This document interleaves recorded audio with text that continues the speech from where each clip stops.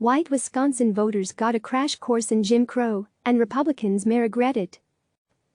Voting rights advocates have been howling in dismay since a Supreme Court decision led to thousands of Wisconsin voters going to polling stations last week during a pandemic.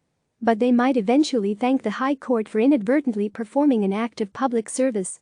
Thousands of white voters now have a sense of what it was like to vote as a black person during the Jim Crow era. These voters risked their physical safety, their jobs, even their lives, just to vote. That harrowing experience was reserved for blacks who attempted to vote in the Deep South and elsewhere during segregation.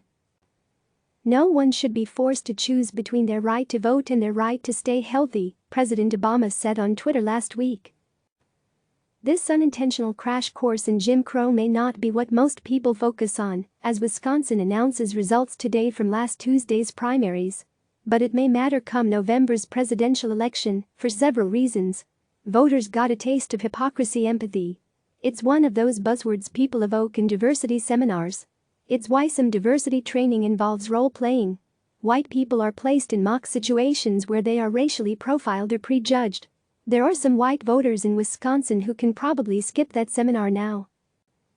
No one is saying that the white Republicans and Supreme Court justices who pushed to hold a primary during a pandemic are racist. But their decisions may create a bitter aftertaste that would be familiar to any black voter in the Jim Crow era. It's that pungent sensation of hearing an election result and wondering why it was so much harder for you to vote when compared to other people. The city of Milwaukee has nearly 300,000 registered voters, yet its available polling places on election day were reduced from 180 to 5. White voters stood in the same long lines as black voters. And they witnessed something else that many black voters experienced during the Jim Crow era: brazen hypocrisy. During Jim Crow, politicians said one thing while openly doing another. They boasted about the U.S. being a great democracy, while erecting a gauntlet of voting barriers for blacks that included poll taxes and arcane literacy tests. One viral image from last week's primary captures a similar disconnect. It was of Wisconsin Assembly Speaker Robin Vos trying to reassure voters last Tuesday that in-person voting was incredibly safe. There's less exposure here than you would get if you went to the grocery store, or you went to Walmart, or you did any of the many things we have to do to live in the state of Wisconsin, said Vos, a Republican, during a live interview at a polling place. Vos made that assurance while wearing a mask, gloves and other protective gear. Some say it even extended to the Supreme Court. The High Court became involved in the election after Wisconsin's Democratic governor tried to delay the primary until June 9. Requests for absentee ballots were exploding because of fears over catching and spreading the coronavirus through in-person voting. The state had imposed a stay-at-home order in late March to minimize the spread of the virus. But Republicans in Wisconsin opposed efforts to delay the election because they said they wanted to protect the integrity of the voting process. The conservative majority on the Supreme Court agreed with them. In a 5-4 decision, they refused to extend a deadline for absentee ballots because they said precedent discourages changing election rules so close to an election. Critics noted that the conservative bloc on the High Court made their decision from the safety of their homes instead of their court chambers. They had been on coronavirus quarantine.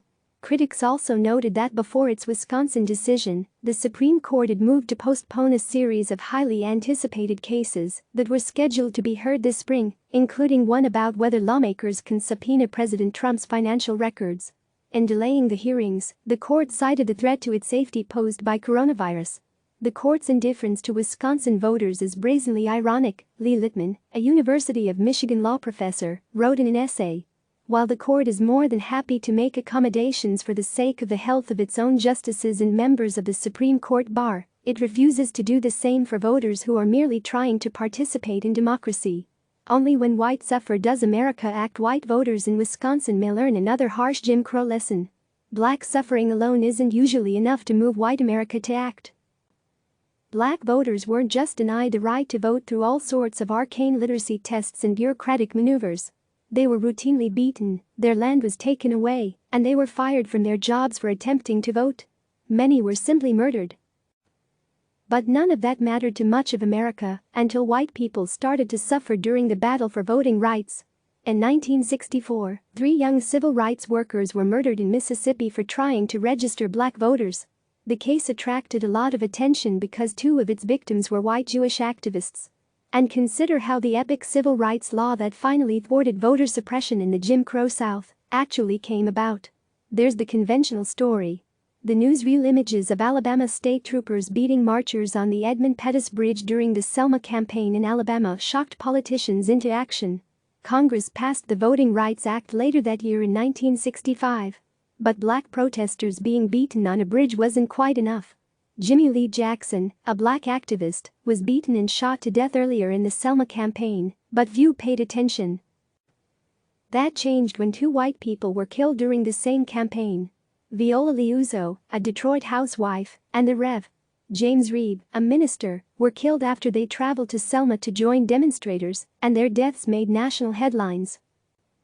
Liuzzo said before she left home that voting was everyone's fight. President Lyndon Johnson cited Reeb in an epic speech pushing for the passage of the Voting Rights Act. Voting rights was no longer seen as just a black problem after Reeb and Liuzzo died. It was an American problem. Anger could motivate voters in November, the same could happen in the lead-up to November's election. Voter suppression now has a white face, thanks to images of black, brown and white Wisconsin voters standing glumly in long lines while swaddled in masks and gloves. Daniel Schultz, a poll worker in Wisconsin, wrote in an essay that going to a polling place during a pandemic felt like walking into somebody's living room and seeing a loaded gun lying around in plain sight. If I do die of this stupid virus because I took part in an ill-advised election, I want people to know. You have my complete permission to politicize my death, Schultz wrote. Push for mail-in ballots. Push for voting reform. Make sure every anti-democratic politician who callously risked their constituents' lives has to answer for it. This anger could backfire on Republicans by motivating Democrats. We must never forget the images we saw in Wisconsin this week.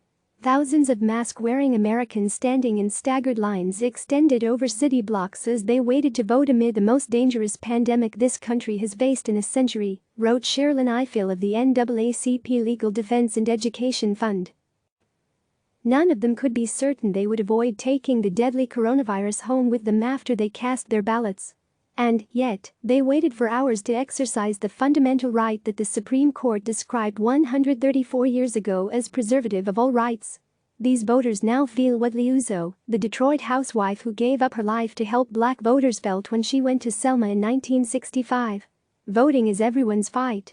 And plenty of them are also going to vote in November's presidential election. Click subscribe to receive the latest news.